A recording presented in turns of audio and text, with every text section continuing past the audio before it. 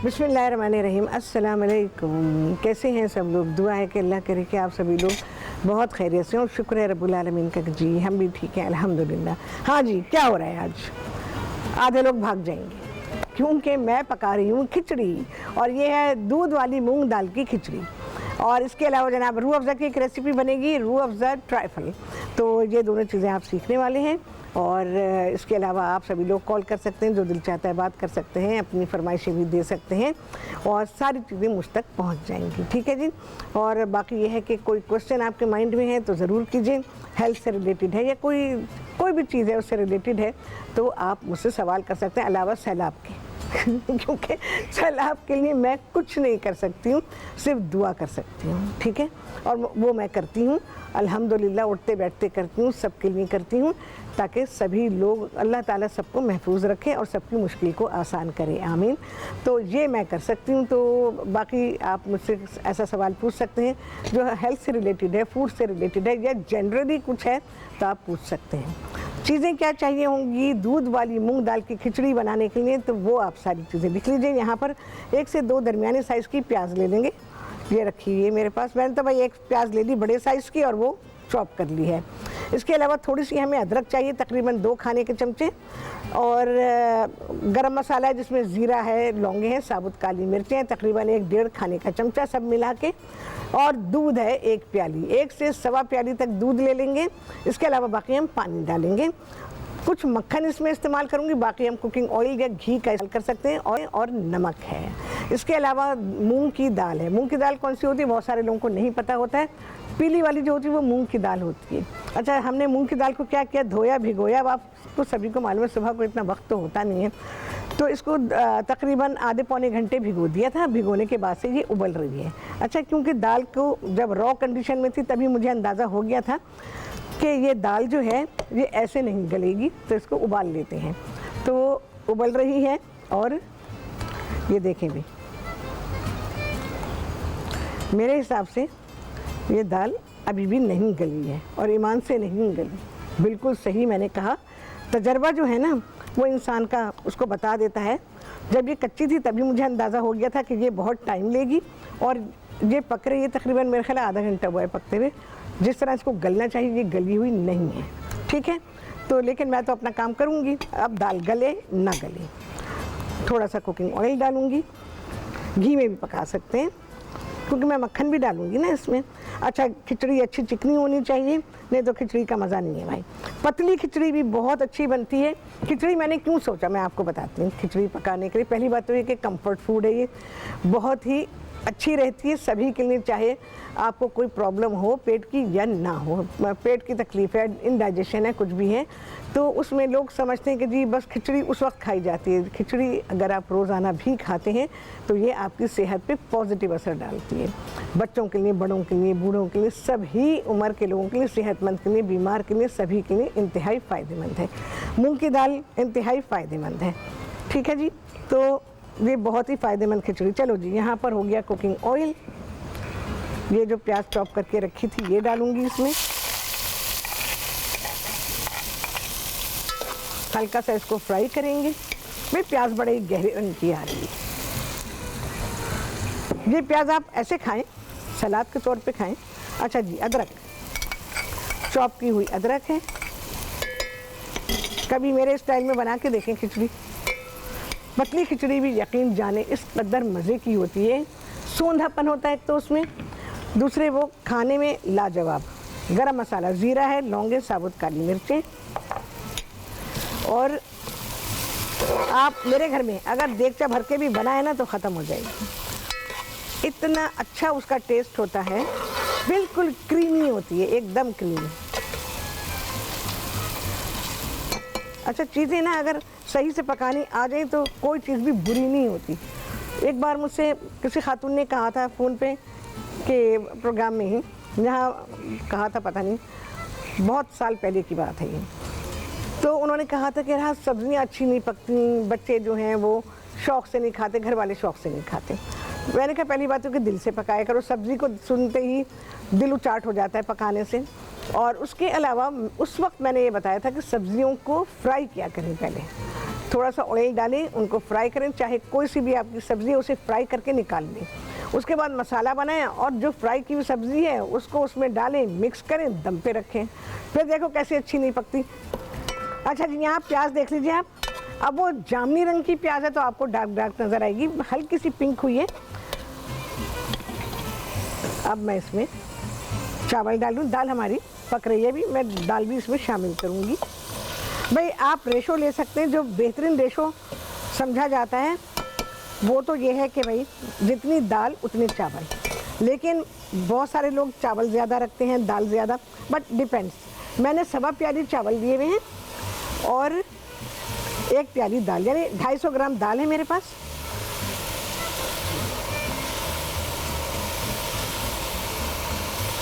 खिचड़ी के लिए वैसे ब्रोकन इस्तेमाल करें, आज मेरे पास नहीं थे तो मैं बासमती में बना रही हूँ।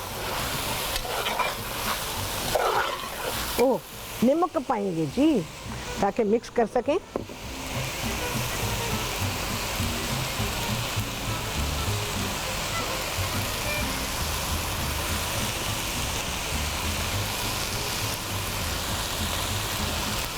डन, इसको मैं मिक्स कर दूं ज़रा।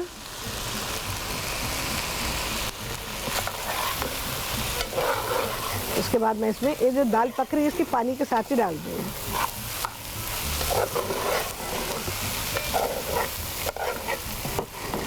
खिचड़ी जो है वो हफ्ते में एक बार ज़रूर बनाया करें, दोपहर के खाने में या नाश्ते के लिए। नाश्ते में खिचड़ी बहुत अच्छी रहती है, बच्चों को स्कूल के लिए बना के दिया करें। खिचड़ी जो है आप स्कूल के लिए दें, बच्चों का पेट भरा रहेगा, उनमें एनर्जी रहेगी, उनका ब्रेन काम करेगा। बहुत सारे बच्चे बेचारे लंच ऐसा लेकर, वो पैकेटों के लंच उठा के दे देते हैं, वो सलांटी शलांटी क्या क्या है ना वो दे देते हैं, वो तले हुए पापड़ डिफरेंट शेप के। उसे क्या होगा, बच्चे को ना एनर्जी मिली ना पेट भरा, आपकी जेब से पैसे गए। तो चीज़ें ऐसे दें जो बच्चे जो हैं खाएं तो उनका पेट भरे। चलो भाई, ये दाल है,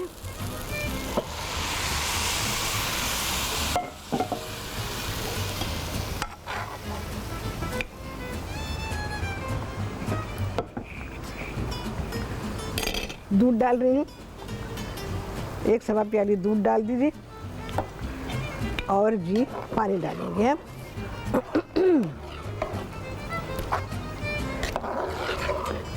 बहुत सारे लोग खिचड़ी का नाम सुनते ही उनको दौरे पड़ जाते हैं। हाँ जी, सही कहा ना मैंने। रेसिपी कार्ड चल रहा है, वहाँ से आप सारी चीज़ें देख सकते हैं। जी बिल्कुल, असल में लोगों ने दिमाग में ऐसे बिठा भी दिया है ना कि बीमार होते हैं तो खिचड़ी खाते हैं, और फिर बीमार मना कर, नहीं भाई मुझे खिचड़ी नहीं देना है, मुझे खिचड़ी खानी पड़ेगी। तो बेवकूफ़ी है, इतनी लजीज खिचड़ी होती है। चलो भाई, अभी ऐसे ही पकेगा, मक्खन जाएगा थोड़ी देर में। अच्छा जी, अब आते हैं रूह अफ़ज़ा की तरफ, लेकिन पहले मैं ये काम शुरू कर दूं।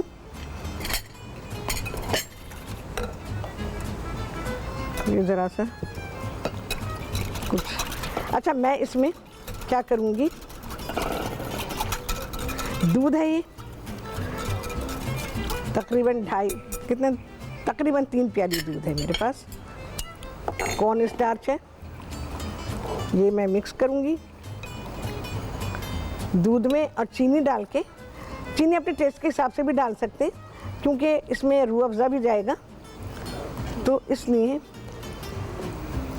तकरीबन 3-3.5 खाने के चमचे मैंने इसमें डाल दिया। चलो खैर, सॉस पैन में डालना था मुझे, बट एनीवेज कोई मसला नहीं है। ये मैं रूह अफ़ज़ा की वो रेसिपी बना रही हूँ जो रूह अफ़ज़ा नहीं दी है, तो वही रेसिपी मैं यहाँ पे बना रही हूँ। चीनी मुझे इसमें डालनी चाहिए थी लेकिन वो चली गई, इसलिए ये जो हमारा कस्टर्ड की तरह तैयार होगा ना, या आप मिल्क सॉस कह सकते हैं इसको, तो ये मैं इसी प्याले में निकाल लूँगी। चलिए, खिचड़ी तो पक रही है, दूध उबल गया था, यानी जोश आ गया था, नॉट उबला, जोश आ गया है।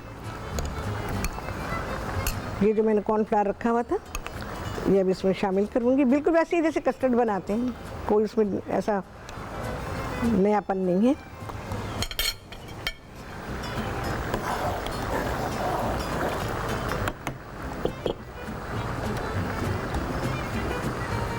इसके गाढ़ा होने तक पकाना है।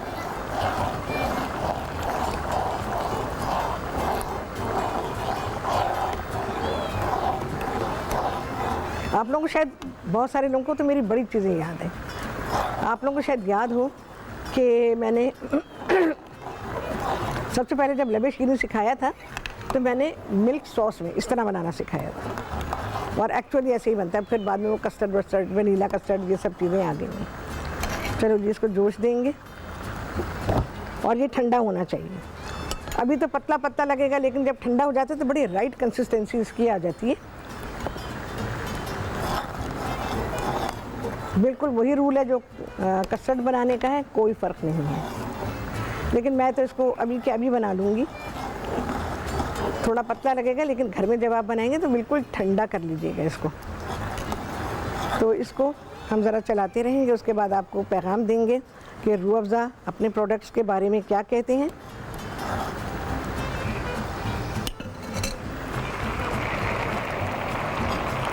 खिचड़ी पे ध्यान रहना चाहिए।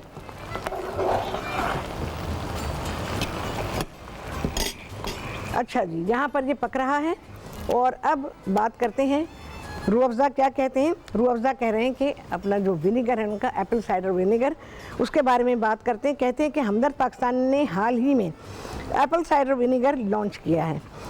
एप्पल साइडर विनेगर के फ़वाइद से हम इन दिनों ज़्यादा वाकिफ़ हो रहे हैं, लेकिन ये बरसों से ग़िज़ा के तौर पर इस्तेमाल होता रहा है।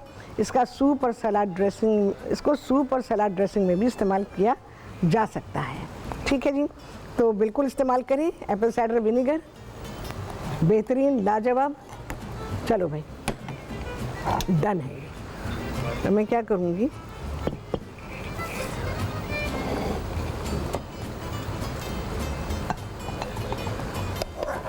अच्छा इसे बिल्कुल ठंडा कर लिया, उसके बाद इसमें रूह अफ़ज़ा मिला लीजिए।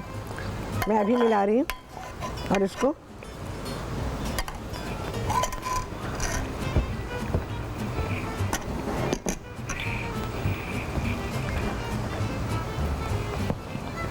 अभी आपको ये पतला लगेगा, ये बहुत अच्छी कंसिस्टेंसी बनेगी इसकी रूह अफ़ज़ा। चलिए जी, ये मेरी नाप है।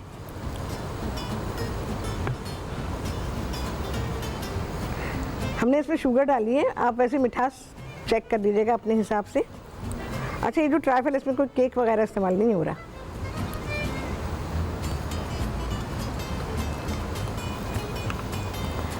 मैं पहले 3 ही चमचे इसकी समझने डाल रही हूँ, मैं बहुत हो गया। चलो भाई, इसमें से निकालेंगे। ये निकला, इसे हम वॉश करके लगाएंगे भाई। अब ये वॉश होगा, फिर लगेगा बॉटल पे।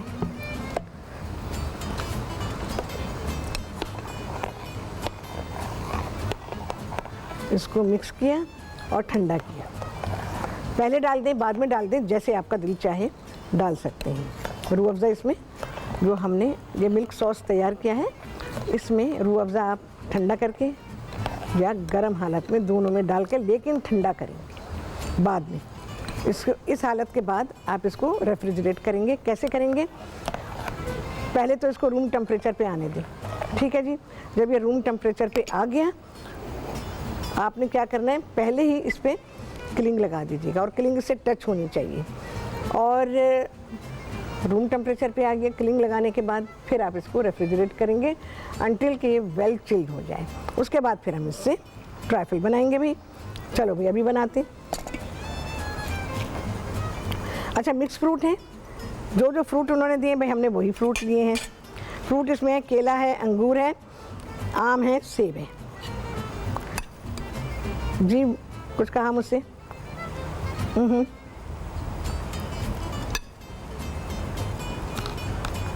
जब ठंडा होगा फिर आप इसमें ये जो कस्टर्ड हमने बनाया है ये डालेंगे। ओ भाई, केले काटे और केले अलग अलग नहीं किए।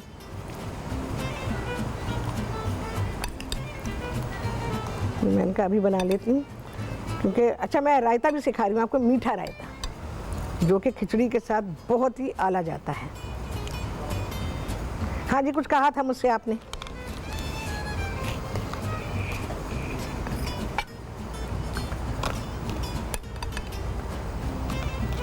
ये याद रखिएगा कि आपने जो कस्टर्ड बनाया है उसे वेल चिल्ड करना है।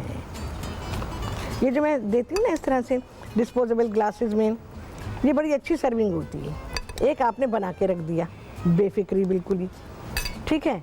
उसके बाद क्या है, आपका वेस्टेज नहीं है इसमें। चले जी मैं ये दिखा दूँ, क्योंकि मैं इसको बना के रखूँगी। उसके बाद मैं क्या करूँगी, ये जो कस्टर्ड हमने बनाया है ठंडा, इसके ऊपर डालेंगे और इसको ठंडा करेंगे और ठंडा ठंडा सर्व करेंगे। हाँ जी, रूह अफ़ज़ा ट्रैफल यहाँ पे डन है, ये देख लें। बहुत ही अच्छी सी मैंने सर्विंग तैयार की है, बहुत ही आइडियल रहता है। इतने साइज़ में मीठा खाना बिल्कुल सही रहता है। फिर ये कि आपकी चीज़ें ज़ाहिर नहीं होती, बच गए हैं, कप्स आपके फ्रिज में रखे हुए हैं, जब आपको ज़रूरत होगी आप निकाल सकते हैं और आराम से ये 24 to 30 आवर्स रह सकता है, नॉट मोर देन दैट। फल पानी छोड़ देंगे बेकार हो जाएगा, बस 20 घंटे के अंदर अंदर इसको फिनिश करें। अच्छा जी, दही, मीठा रायता, खिचड़ी दम पर है। अच्छा मक्खन मैंने नहीं डाला है, मक्खन मैं ऊपर से डालूंगी, तो ये मक्खन हमने रखा हुआ है। मक्खन आप चाहें तो जब हमने इसका खिचड़ी का बघार बनाया था, यानी प्याज को फ्राई किया था, तो भी थोड़ा सा डाल सकते हैं। अच्छा जी, शुगर डाल रही हूँ मैं।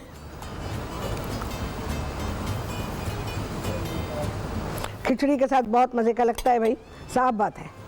अगर किसी को मिठास पसंद नहीं तो ना करें। बहुत से लोग कहते हैं जी खाने पकते हैं, वो चिकने होते हैं, कार्ब्स होते हैं, तो आप नहीं खाएं ना, सबके लिए खाना पक रहा है। एक घर में 50 किस्म के बंदे हैं, बूढ़े भी हैं, जवान भी हैं, बच्चे भी हैं, तो क्या बच्चों के लिए कार्ब बनाना छोड़ दें? क्या चिकने खाने बनाने छोड़ दें? तो अलग अलग खाने थोड़ी पकेंगे सबके लिए। तो खाना एक पकता है घर के लिए और वो सबके लिए होता है। जिसको परहेज़ करना है वो अपना परहेज़ खुद निकाल ले, उसको क्या करना है क्या नहीं करना। अच्छा जी, क्या चीज़ें हैं? दही में गई चीनी, चाट मसाला है, भुना कुटा ज़ीरा है और कुटी हुई काली मिर्च, नमक, थोड़ा सा नमक डालेंगे। अच्छा चाट मसाले में नमक है तो मैं बहुत ज़रा सा अभी डालूँगी, लेटर ऑन हम चेक कर लेंगे कि हमारे पास इसमें मिठास और नमकीनपन बराबर हो। खिचड़ी के साथ ओ हो, मैं आपको बहुत अच्छे रायते बनाने सिखा सकती हूँ। सिखाए हैं मैंने, पूरे वीक मैंने किए हैं उसके ऊपर, तो बार्स लगाए हैं मैंने, यानी आप रायता बार याद होगा आप लोगों को। आला तरीन मैंने रायते बनाने सिखाए, तो इंशाल्लाह सिखाऊंगी। ये मीठा रायता भी उसी का एक हिस्सा है और ये खिचड़ी के साथ बहुत ही बेहतरीन जाता है। थोड़ा सा पानी डालेंगे, इसकी कंसिस्टेंसी बनाएंगे भाई। रायता ना बहुत पतला होना चाहिए ना बहुत गाढ़ा होना चाहिए, दही की हालत में नहीं होना चाहिए, दही से पतला। ये बिल्कुल सही कंसिस्टेंसी बन गई है।